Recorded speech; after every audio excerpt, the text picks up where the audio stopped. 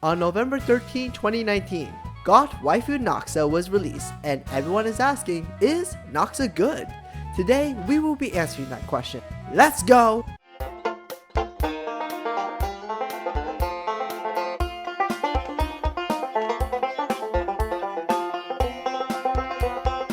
Black Magistra Noxa is the Vortex Arena Season 4 Dark unit representing the Dragon Zodiac. Not you! You don't exist anymore! Anyway, she is the next premier Dark Nuker, and this is her competition. Hi, my name's Katrina. And my name is Hugh. I'm Sarah. I'm Emma. And I'm Joan to you. Oh, and this one too, I guess. Bitch, please! Starting with her leader skill, Umbra Draconis, Noxa's leader skill is not bad when compared to her VA4 comrades. It is interesting to see Spark and Crit on an LS. Wish it was Spark and EWD though. Anyways, the leader skill is a good balance between defense and offense. Although it doesn't support any attack stat boost, the Spark and critical damage increase makes up for it. Noxa is one of the few VA units who are suitable to be a lead in general cases. Next is the extra skill, Sublime Presence. It is basically the dark version of Peter's ES minus the Spark Up and replaced with Negate status. It is helpful that this ES has 120% to elemental damage because it will allow Noxa to hit hard like... You'll never see it coming. There is also a BB gauge reduction effect and a dark shield. Nice to have, so A+. Brave Burst, Bless, Hex. Noxa's BB is pretty interesting. Attack and defense reduction is not very common, but it's actually a pretty good debuff to have. It can save your butt when you least expect it.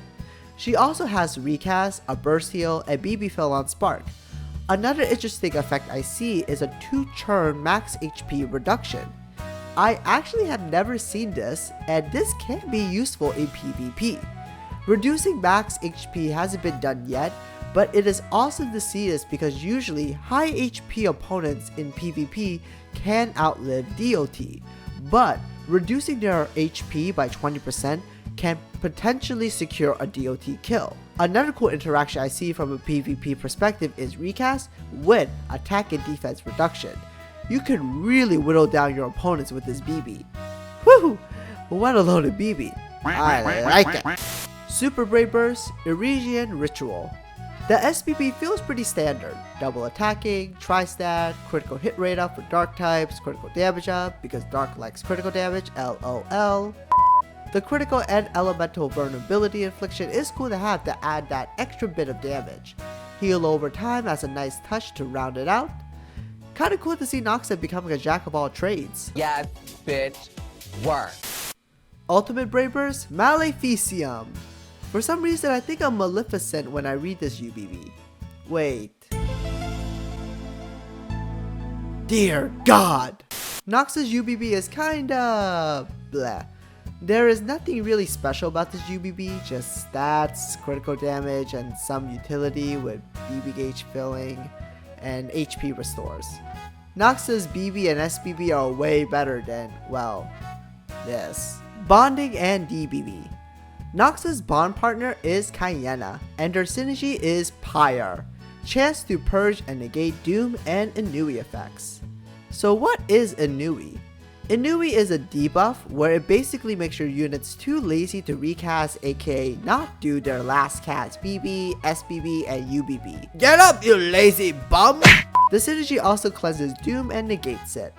It basically keeps you not dead. Dual Brave Burst, Valhalla of the Damned. The DBB is decent, basically you cover all the needed buffs for damage with some utility. However, you will be using this DBB mainly for Pyre anyways. Enhancements. Noxa enhancements are pretty good, standard with some cool add-ins like Option F. Noxa also has additional PvP effects which are BB gauge reduction and negate AI. If you want to focus Noxa on buffing and damage, make sure you pick up Option H and decide between I, J, and K. A more PvP oriented Noxa would need Option C and E along with L and M. My builds for Noxa are the following. Now for the question of the hour, should I summon for Noxa? The answer is kinda complicated. From what I heard about Noxa, a lot of people are not big fans that her BB on Spark is on her BB and not present on her SBB. This basically causes her to lose damage during battles like that Chroma where buff durations get reduced and you're forced to alternate between her BB and SBB, which leads to lower overall damage output. Even though I understand that this is very inconvenient, it doesn't mean Noxa is a failure of a unit. The dark element was always a mess, and from personal experience I always had issues making a dark team with everything I needed. Whether it is utility, healing, and balancing that with damage and offensive buffs, it was always a pain. Noxa, even with all of the switching you might have to do, I still think she is the dark unit that the element needed. Noxa has the support buffs and offensive capabilities that dark can definitely benefit from. She can easily slot in and you can easily fill the gaps since she covers a good chunk of necessities. However, if you personally think your dark team works better or good enough without Noxa, then you don't need to summon. If you do summon, Noxa is a great addition. I hope you enjoyed watching and hopefully you know how good Noxa is. See you all next time.